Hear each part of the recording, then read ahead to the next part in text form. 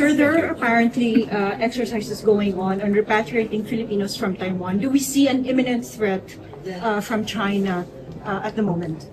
Which is why we're doing the exercises to repatriate Filipinos. No. It's part of the exercises, the non-combatant evacuation exercises or NEO exercises are part of military operations done worldwide.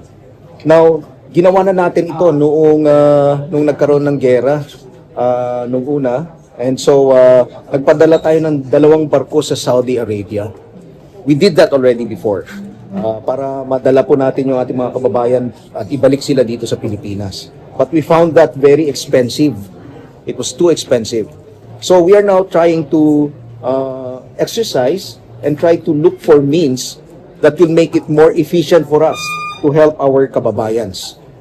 For example, kung meron man mangyari sa Taiwan, kailangan po natin ilikas yung ating mga kababayan dito, pabalik sa Pilipinas. At hindi lamang yung mga kababayan natin, perhaps even the citizens of Taiwan or other nations, no?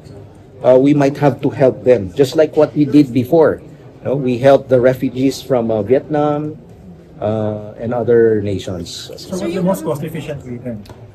Well, right now, the most cost-efficient way to repatriate our overseas Filipino workers is through commercial airlines.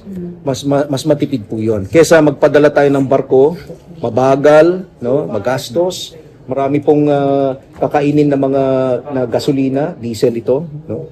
Or if we send our C-130s, mas magastos po yun kesa sa mga commercial airlines. Bakit na-upgrade yung deployment? Well, I cleared this with the President and we are very serious in that role that we are playing as lead of the ASEAN Observer Team. Kasi gusto natin na ma-establish talaga yung leadership role natin as ASEAN Chair.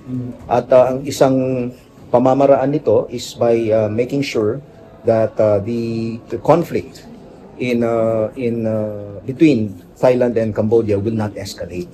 Yun yung role natin. No?